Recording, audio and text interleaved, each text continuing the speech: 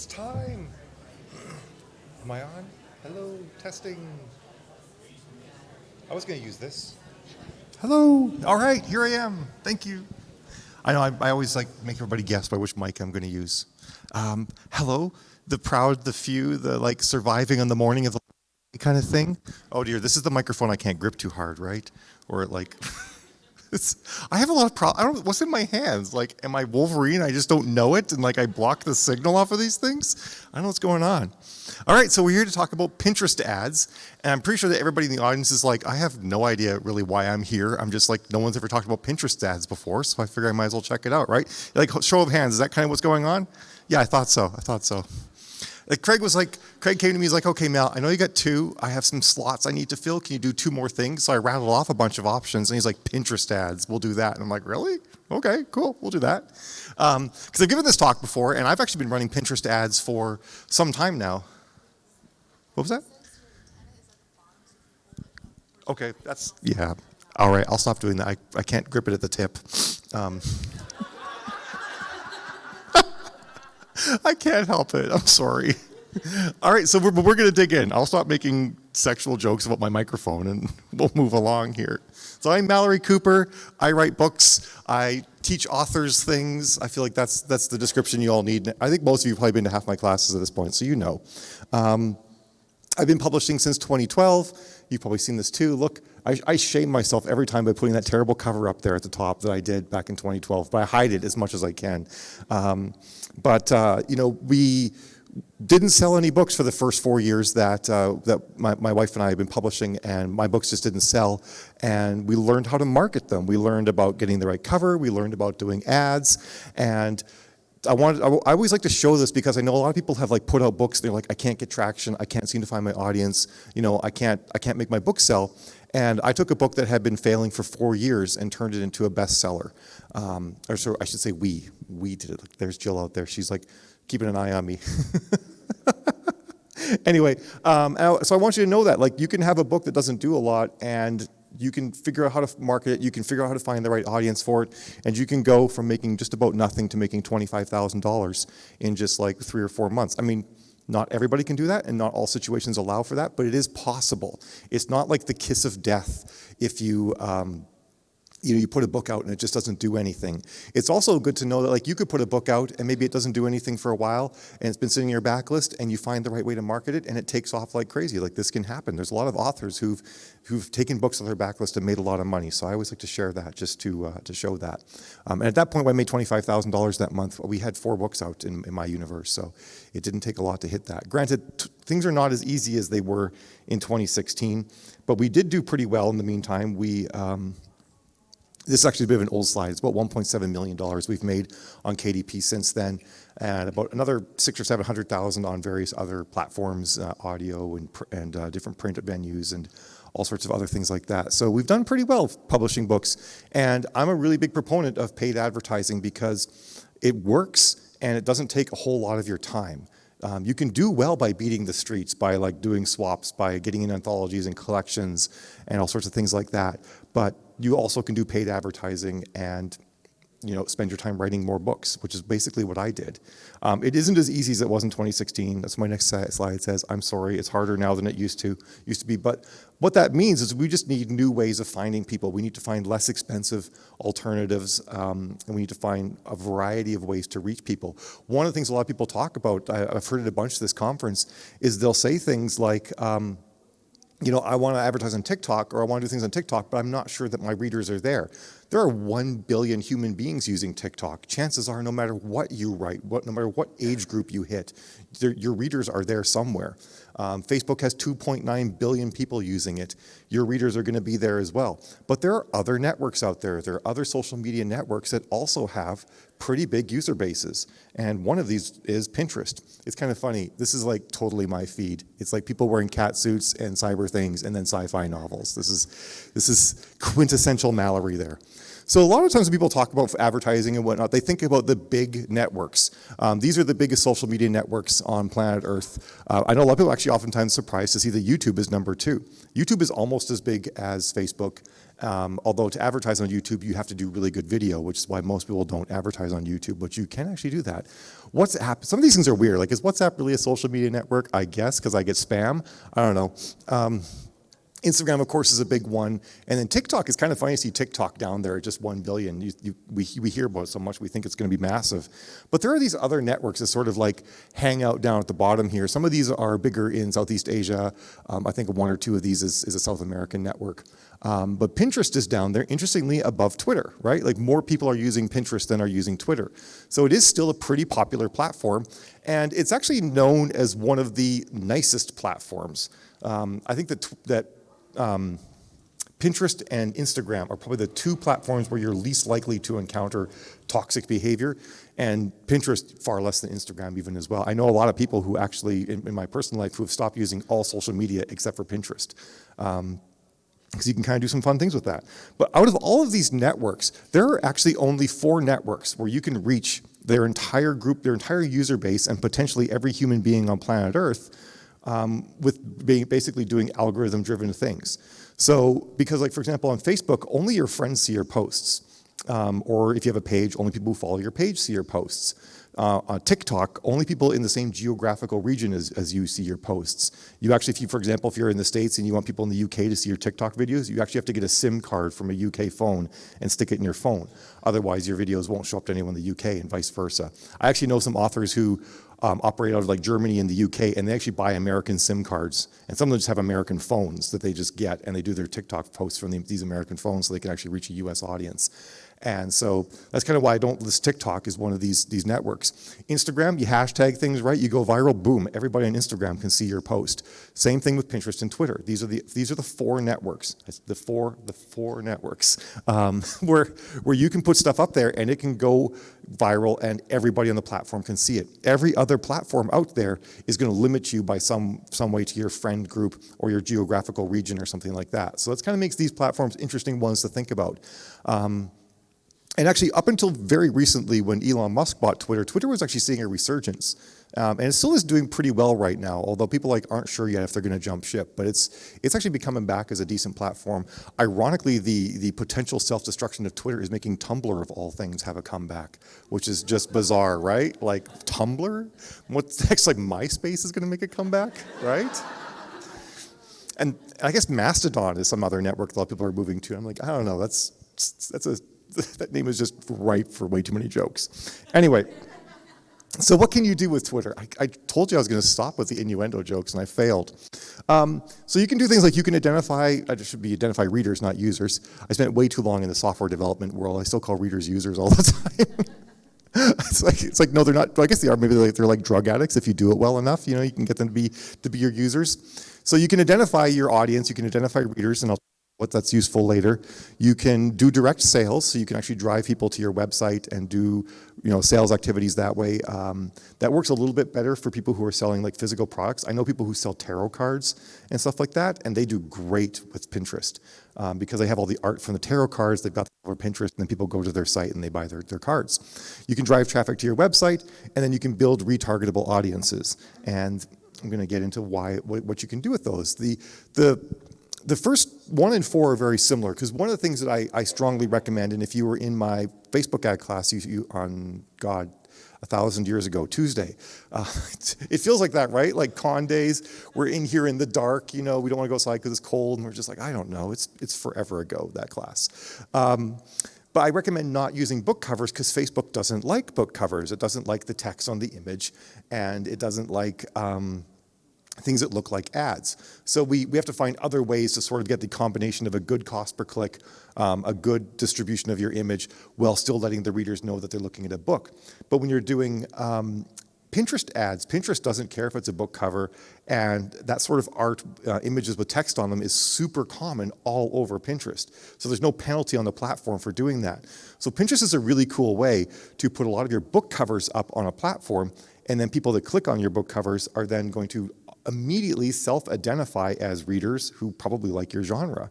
And then they go to your website, or they go to the retailer you're trying to send them to. You can do a lot of different things with that traffic. But that's a really cool thing that like very few other places out there on the internet, with the exception of Instagram to a degree, can you just put a lot of content out there that links back to your website, because every time you pin an image, you can pin it from your website, and that way if anyone clicks on it, they're going to go to your website, right? So every pin on Pinterest can basically become an ad for your website, whether or not you're actually using the Pinterest ad platform for it or not.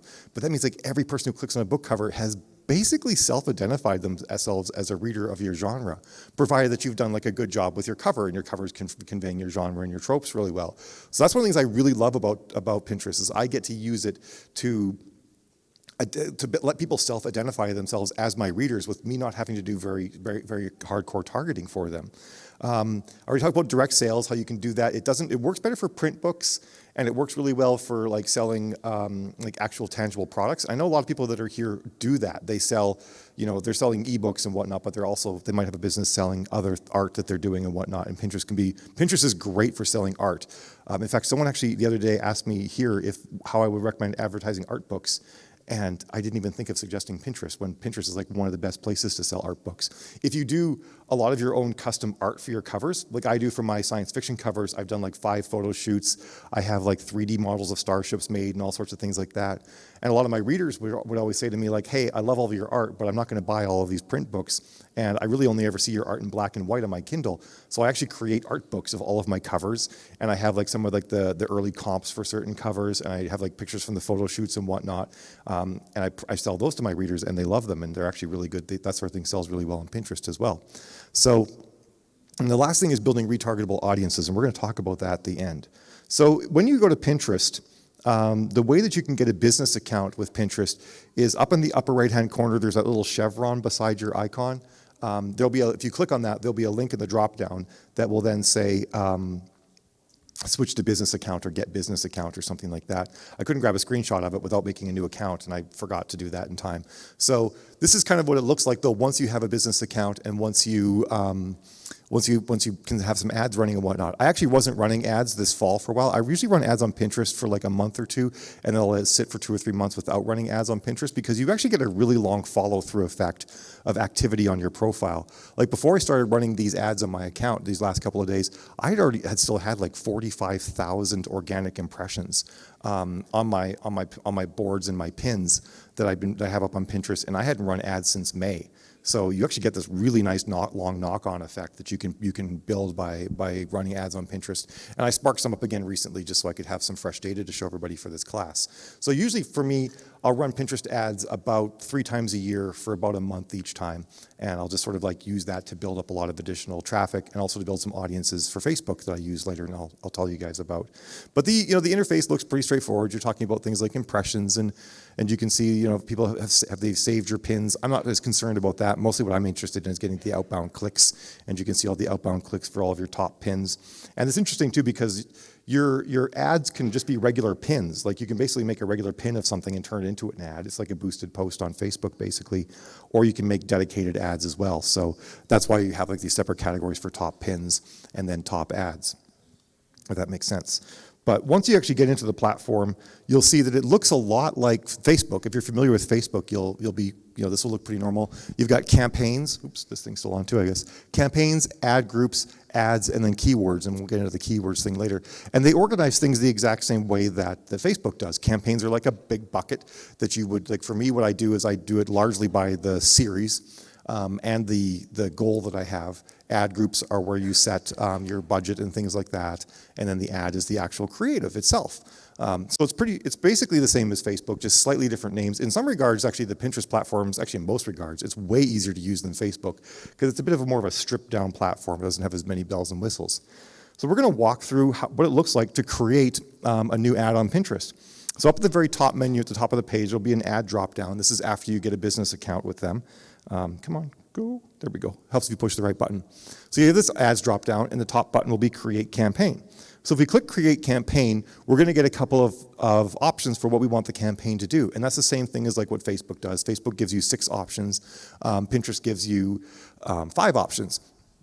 So brand awareness is something that you could use if you wanted to, just like on Facebook. Facebook has brand awareness categories as well. And that's generally for things like I always say, like it's for Tide and Coca-Cola, right? Like when Tide shows you an ad for Tide, they're not expecting you to like run to their website and one click a Tide box and get that shipped to your door right now. Finally, people normally don't laugh at that one. Thank you for laughing at that one. I always think that's really funny. Maybe it's like a legacy dad joke left in my system or something like that.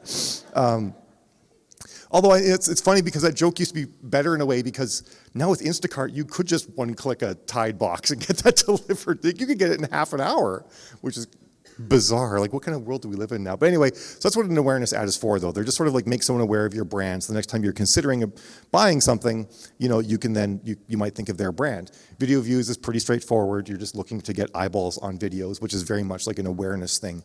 And what they're doing is just like with Facebook, they know what the individual humans are likely to do. So when you're looking at an awareness or a video view ad, they're going to show these things to people who are likely to look at stuff but not click, because they're going to save the click people for the other stuff. Consideration is the same thing as Facebook's traffic option, where you're trying to drive traffic to a website. They call it consideration for reasons that I cannot fathom. But that's what it is. And that's the general one you're going to want to do. If you're trying to get people to your retailer like Amazon or Apple or something like that, then consideration is what you're going to want to use. And then should you actually have a website where you're selling things like a Shopify site or something like that, you can actually use their conversion system and drive people to your website to actually make a sale. And then Pinterest can actually track who actually buys and who puts things in their carts and all sorts of stuff like that, just like Facebook has with their conversion options. And then the final one is catalog sales. And that's, you can actually, just like with Facebook, you can do this there too. You can actually load your products onto their platform and sell things directly through Pinterest, which is not something most people do, but it is an option that you could get into. I actually kind of feel like in the next couple of years, a lot of us are going to start experimenting with doing direct sales through these platforms, but most folks aren't quite there yet. But just so you know, you can do it. You can put your entire catalog up with a lot of these different places. All right. How much time do I have left? 25 minutes? All right. Because we got to end like right on time today. I don't get to go over, although I've been early a couple times, so it's kind of wild. So in here, you've got similar budget and spend options to Facebook. So you can basically say that you want to have a daily budget, which is what I usually run for Facebook. I say like $5 a day. They have this concept of flexible daily budgets.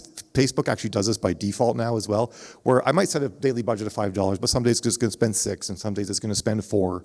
It'll kind of, and it evens out each week. And then I always run my ads continuously, so I do the same thing on Facebook. I don't set a specific end date. I just let them run until I decide they're not working anymore. They have this really cool thing that they do as the next step. They really help you through some of these the process in a way that Facebook doesn't do, which I love. You have two options here.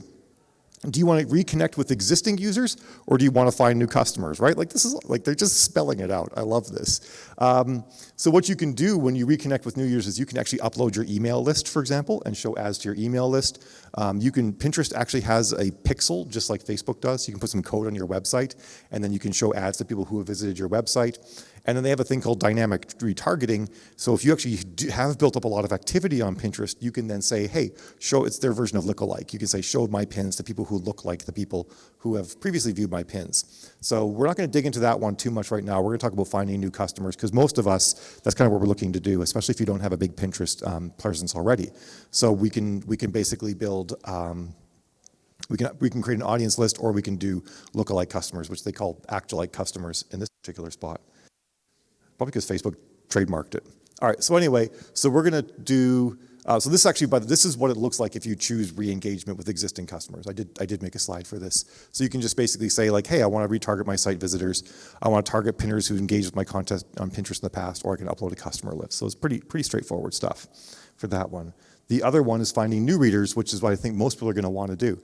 They have a bit of a different way of finding your readers, and finding your interests. They have like a relatively simple search system, or you can just basically browse through stuff. One of the things that's kind of wild, and this is like the exact opposite of Facebook, is if you search for science fiction, you can actually find like entertainment book genre, sci-fi book. Romance doesn't have one. I'm just like, what? What kind of bizarre world is this, right? But the cool thing about Pinterest is, because it's such a visual platform, you could just pick anyone who's interested in books and then show them your books, and they're going to make that decision based on the book cover, because your book cover is conveying your genre. So you don't really have to worry too much about narrowing things down. So when I pick science fiction books, we'll see over in the upper right-hand corner that I've got less than 10,000 searches a month. that are going to find this. And they do the audience a bit different way than Facebook does, because Facebook's just telling you the total number of people who are interested in a given topic that we've selected. Whereas Pinterest, I actually really like this. They're saying this is the number of people searching for this thing each month, which is really useful because that's giving you a much more concrete number of people who are typing this stuff in the search box, which is how a lot of people are finding new stuff on Pinterest. So obviously less than 10,000 is pretty darn small, so we need to make this a bit bigger. But the cool thing is that Pinterest has a keyword section as well. It's like a combination of how Facebook and AMS does targeting, and it's wunderbar. So, I don't know, there's a little bit of German, gets the laughs, I like it, good to know. Anyway, I didn't expect that. So I just put science fiction in here, and apparently, what is that, 1 to 10,000 people are searching for science fiction series each month, but I want to get a lot more keywords. So who here has used Publisher Rocket? Okay, good, there's some hands. Who here has no clue what Publisher Rocket is? Okay, Dave Chesson's gonna love me. So I'm gonna show you guys what Publisher Rocket is. It's a tool that every author should have. It's made by the folks at Kindlepreneur. Dave Chesson, who runs Kindlepreneur, is here. And I don't know if I think he's already given his sessions. But this is a product where you can do keyword searches. So one of the options here on the left is keyword searches for finding out what to put in those dreaded 7 keyword boxes in the KDP dashboard. You can actually do competition analyzers, and you can see like what other people who are writing in the same genre as you are doing. You can do a category search, and you can actually, category search is pretty cool because you can look at all the different categories on Amazon and see how many books you have to sell each day to get to the #1 slot in that category, which is pretty neat too. And you can also find some wild categories you don't know exist. And then the last one here is the AMS keyword search. And so the AMS keyword search is actually made for AMS ads, where you get a whole bunch of keywords. We'll just put something in here. We'll put in sci-fi. We'll see what happens. Where's my dash? F-I. These nails are not easy to type in. They're going away after Vegas is over. So we'll type this in. It'll find some keywords. Actually, already has that search running. So this gives me all of these keywords that people are actually searching for on AWS or on Amazon. And I can actually even is there a way you can... Oh, Amazon. I thought there was a thing that actually showed me how many people are searching for this. I think I'm thinking of the other keywords. But anyway, you can export this list and get a big long list of keywords that you can then actually use for AMS, and you can put those keywords into Pinterest as well. So going back to Pinterest here. Where the heck did my mouse go? There you are. From current slide. Oh my God, it worked. Okay. So I can now go into, I took a screenshot just in case it didn't work live. I can go into Publisher Rocket, get a whole bunch of keywords, and I can then dump them into Pinterest. And I can see now that with all these cool keywords that Publisher Rocket gave me, so it gives you a bunch of searches, and it gives you author names as well. So I just loaded in a whole whack. I think there's like 200 or so in here. I got up to 79,000 searches a month, which is great. That's a lot. And considering that I'm going to be running a fairly low spend on these ads, I will come nowhere close to saturating this list of searches. However, there's another tool that you can use to find even more keywords, because I'm just a keyword slut. I want them all. I feel like there could be a Pokemon joke in there somewhere. I should work on that one. So you guys, most people probably won't have seen this one. This is the Google AdWords tool. So Google, of course, has their own ad platform. It's the largest ad platform in the world. And although I think Facebook is fighting with it for the #1 spot every now and then now. And they have what's called the Keyword Analyzer tool. So if you go to adwords.google.com, you can sign up for an account. They will force you to walk through creating an ad. But after you do, you'll have access to their system. So you create the ad, then you turn it off. And you'll have access to their system. And up at the top, there's a thing called Tools. And then there's a link called Keyword Planner.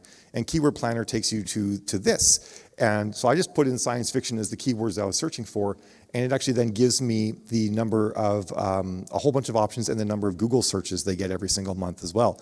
And the assumption I always work on is like, okay, if a lot of people are searching for this thing on Google, chances are they're searching for it on other platforms as well. So you can then, of course, using the little downloady button in the far upper right corner, you can download all of these keywords too, and you can put them into various platforms that you're using. So I do this with AMS and with Pinterest. Because I hate having to actually think when it comes to coming up with keywords. It's exhausting. And I'm kind of old school with my AMS ads. I've been running them like this for about, 4 or 5 years now, where I actually make lots of keyword ads, and I literally dump the maximum number of keywords in them all. So I'm running like 1,000 keywords across like 10 to 15 ads. And I use things like the Google AdWord tool just to give me masses of keywords, and I dump them in. So this is something you can use for AMS as well to build up some pretty big keyword lists. And it's a pretty awesome tool because it's Google, right? Like this is like the sort of the best information on what humans are searching for that's out there. It's actually really cool for market research too, because you can be like, hey, are people actually like searching for this particular topic that I want to write about or something like that? And you can be like, and then you could compare two different topics and see, you know, what people are actually interested in just by using their keyword analyzer tool, because it tells you what the monthly searches are. So I put these keywords in and I got up to 1,143 keywords. There was a bunch of overlap that Pinterest notified me about, and it just yanked out all of the overlap keywords. So I have, you know, the one I searched for, I've got all of these, and I also have the category because I picked the science fiction category as well. And I'm up to about 100,000, give or take a little bit, monthly searches, which is fantastic. That's going to be tons. So once I have this nice giant list, and the great thing too is so simple, right? Like I didn't have to do barely any thinking to come up with this list of keywords. I just typed stuff in some boxes. They gave me stuff and I pasted it in, and I was happy. So once that's done, below that part in the interface, the next sort of one screen down, is where you pick some of your demographic information. I generally show my stuff to all genders. I don't really worry about too much. I show it to all ages. And then, of course, you can pick your countries. I run Pinterest ads per country, just like I do Facebook ads. The reason being is that there's different laws in different countries about what can be shown, and then what data sources can be used to identify people. And so if you choose multiple countries, a lot of times you end up paying the lowest common denominator and missing people, and that's true on both. That's true on every advertising platform, actually. So always run your ads to each country specifically. And then all languages and all devices. I don't care what they talk, as long as they talk book. That's all I want. And then the last thing, this is the reason why I love Pinterest. You can do fixed bids and they work. On Facebook, they don't. If you try to tell Facebook to run your ad with a 10 cent per day, a 10 cent per click bid, they'll just laugh at you and no one will ever see your ad. But on Pinterest, you can set this thing at 10 cents per click, and every single click you have will be under 10 cents and or right at 10 cents, which is fantastic. So this is what one of the things I use is I run my ads at $5 a day at 10 cents per click, which means I get 50 clicks a day for my $5. Wait, is that math right? Yes, okay. Whenever I do math on the fly, it's like I do stupid things, and people are like, yeah, Mal, you're dumb. But it's the lights. I can't do it. They are really bright, I swear. Like I'm gonna have like corneal retinal damage or something. But so what I'm doing with Pinterest largely, this sort of gets to the meat and potatoes of it, is I want these low cost clicks, because what I'm doing generally is I send people to my website because one, if they've already like thought, they see my book, they like the cover, it says the right genre and trope things to them, and they click, I send them to my website, boom, I send them to a page for that book, there's the blurb, there's the retailers where they can buy it, and I do convert off of doing that. But the other thing that I get is I have the Facebook pixel installed on my website, and so who understands what the Facebook pixel does? Okay, so we're about a third of the people understand what it does. For the rest of you, the Facebook pixel is basically a data bucket. It's just a thing that contains activity that human beings have done on your website or on a number of websites if you own more than one website. So if you have the Facebook pixel installed on your website, it's just some code you put in your website. If you have something like Wix, it's like ridiculously simple. You don't even have to do code. Just go to a page and say connect to Facebook pixel. It asks you to verify your Facebook account, and then boom, it's connected. It's super easy. And then whenever anybody goes to your website, Facebook is like, okay, this is this human. They're currently also logged into Facebook, so now I know all this Facebooky things about them, and it connects their traffic, their activity in your website to Facebook's knowledge of them on Facebook's platform. And once you have that, you can simply say to Facebook when you're running ads there, hey, run an ad and show it to everybody who's been on my website in the last half a year. So that's one of the things I use this for as well, is I send people to my website, because anybody that's gone to these pages on my website has identified themselves as a book reader who reads my genre.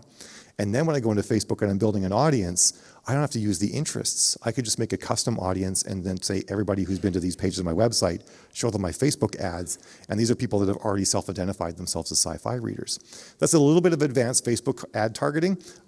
We actually do teach classes on that. It's like a 3-hour class. We get into the nitty-gritty of how to do advanced targeting on Facebook, where you're not actually having to use their interest system at all. And one of the ways to do that is to prime your website with traffic from Pinterest or traffic from organic search or traffic from doing newsletter swaps that go to your website and stuff like that.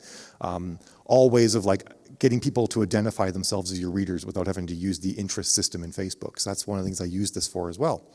So after I've set my bid at 10 cents per click, and I've never set it above 10 cents per click. I'm like, Pinterest will spend all of my money and I'll get all the clicks I need to get every day at 10 cents per click. So why would I ever bid more than that? I keep waiting for them to say like, yeah, we need more money, but they've never done it. It's been years now and you can still set it at 10 cents per click. So once you're done picking who you're going to show it to and where they're going to live and how much you want to pay, then it asks you how you want to make your ad creative. And that's the same process as Facebook, right? The last step is your actual ad creative itself. You can pick from existing pins you've already made. So one of the things I recommend doing, by the way, is so go to your website and make sure you have high quality cover images for all of your covers uploaded on your website. Install the Pinterest Chrome, what are they called, widgets? Yeah, they're called widgets. So blanked on the word. Install the Pinterest Chrome wizard, and you probably already have this where you mouse over images and you have the option to click the pin thing and put it to a Pinterest board. Pin all your book covers from your website onto a Pinterest board, and then you can literally just go and pick from all of your books and as existing pins that you have. Or you can go and create a new pin, which we're going to do here, just to sort of show you what that looks like. So actually, I think the first thing is, no, I did have a screenshot. So this is what it looks like if I choose existing pins, and it shows me all of my pins. Further down, there's actually a whole bunch of nail art too, because of course I have a board with nail art. Because when you get your nails done, they say like, do you have any pictures of what you want? So I'm like, yes, here's my Pinterest board. Let's choose one of these. Obviously not using that for advertising my sci-fi books, but so I could pick one of these existing pins, or I can go and make a new pin. And it's ridiculously simple, right? You just give it a title, you give it a description, and you should actually add alt text. And then the bottom thing that you're going to want to do is you create a destination link. And so who here is familiar with the Amazon attribution tags? Okay, barely everybody. Otherwise, people like really raise their hands when they're like, kind of, well, I just figured that you really weren't sure if you were that familiar with them or not. All right, who here has no idea what Amazon attribution tags are? Oh my God, okay, I'm about to tell you guys the best thing ever. So we've been asking, so for the longest time, right, you send traffic to Amazon and you have no idea if they actually buy your book or not, right?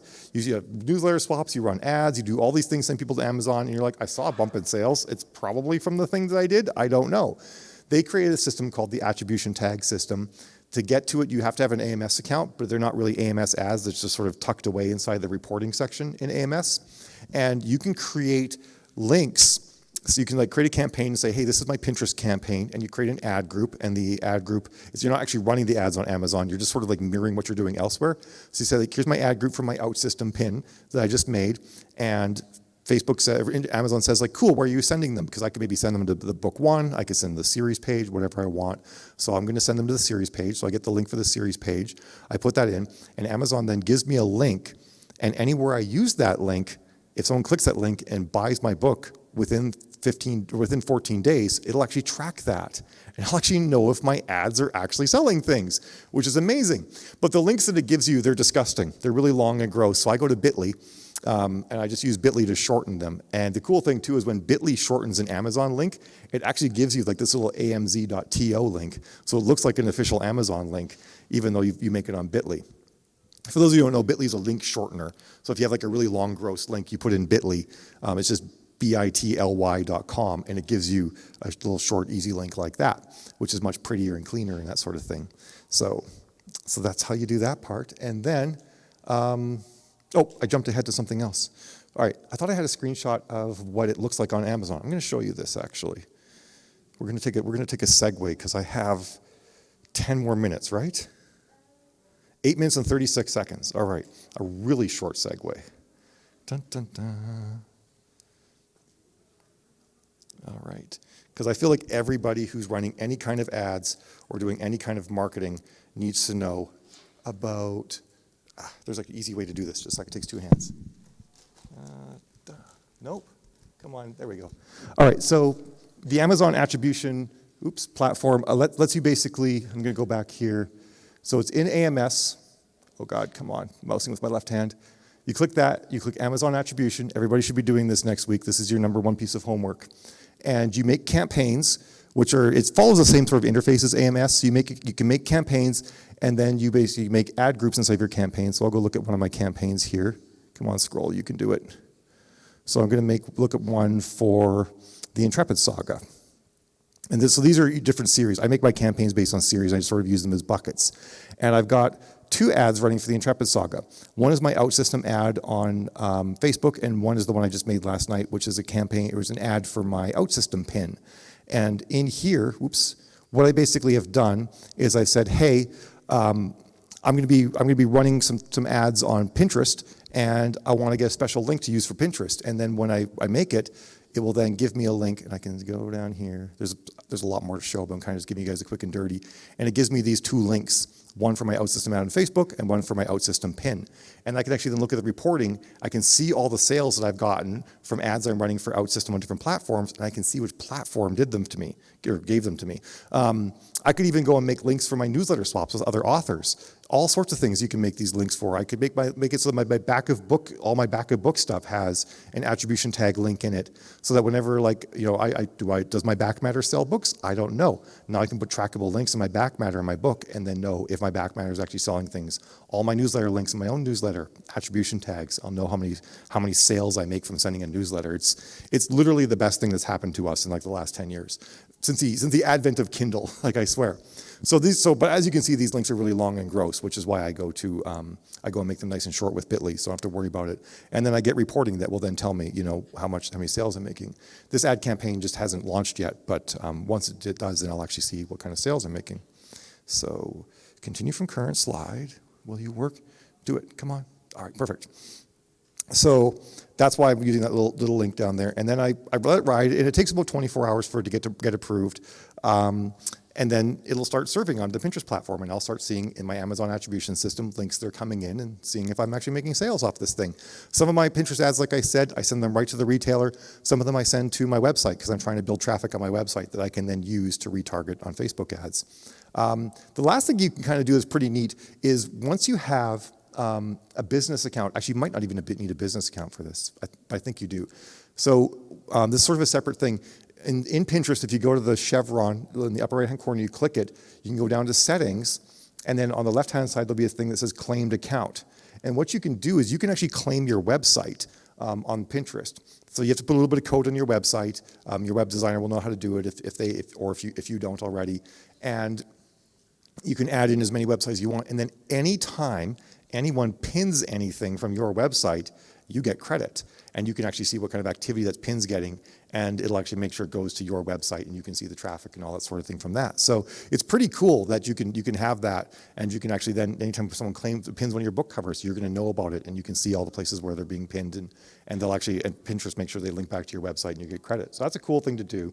And the other thing that you can do with Pinterest is you can create, they have a whole conversion system as well. So underneath the ads menu, you click conversions, and you can upload a pixel to your website for Pinterest as well. And that way, anytime people go to your website, Pinterest can also retarget them with ads as well. Just like Facebook can through the pixel, you can do it both ways. So you can actually have Facebook or your newsletter or whatever sending traffic to your website, and then you can have Pinterest show ads to all of those people. So that's part of building a sales funnel and doing retargeting, so they can do all of that too. I didn't properly set this up in time for the demo for the ads I was running right now, but you can like see the daily traffic that happens. And then if you're actually selling things on your website, you can actually see the conversions, like the add to cart events and all sorts of stuff like that.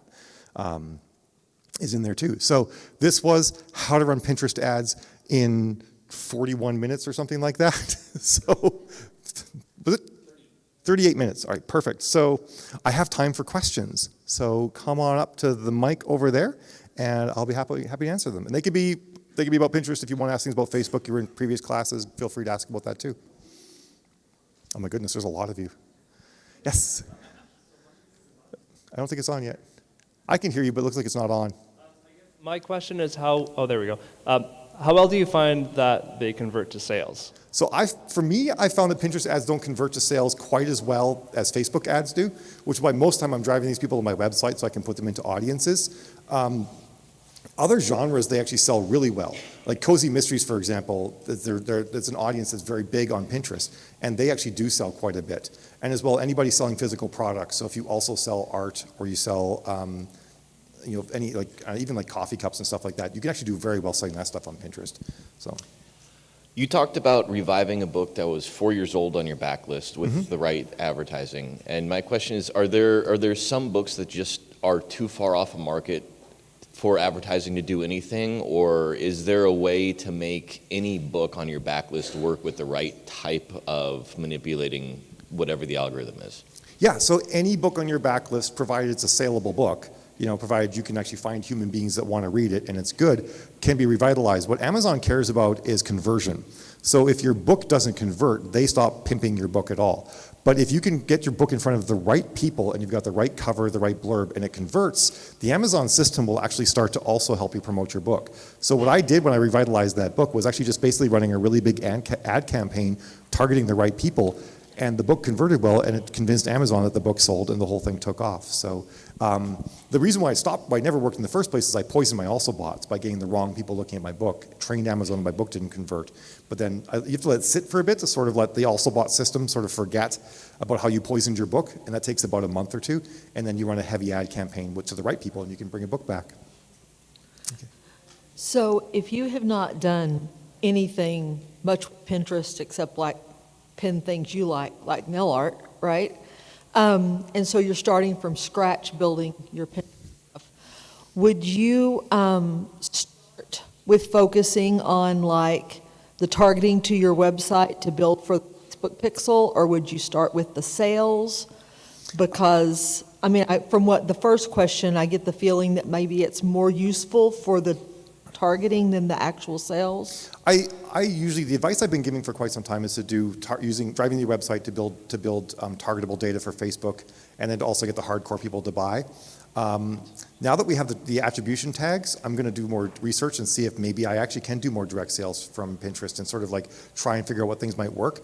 But it definitely works well for just getting more traffic and getting humans interested in things. What's the pros and cons of building a new Pinterest account versus like converting a personal Pinterest account to a business account and rebranding it for a book specifically? I think like if you have a personal account that's got a lot of stuff in it already that really isn't related to your books, I'd probably create a new account and make one just about your books and your universe and your author brand. I already had a personal account that was actually really all about my books and my author brand already, so I just converted it. But like if you do already have a personal account and you don't feel like managing two accounts, I would then take all my existing boards and I would make them private, and then rename it to my author name or my universe name, which is what I did, Aeon 14, and then make new boards that are public with all my book stuff on them. Oh, so you rebranded your boards for your universe, not for yourself personally? Yeah, because for me, I have like 7 co-authors, and I have this massive universe with like 127 books. So for me, the brand is the universe, not the actual books themselves. Or not me, myself, I mean. So that's why I did that. Most authors, the brand is you, so you would brand it for the author name. Okay, cool, thank you. You bet. And we're out of time. So I'll be here for a bit though, so come up and ask more questions if you want to get them in person. And thank you guys for attending, and I hope you guys give this a shot.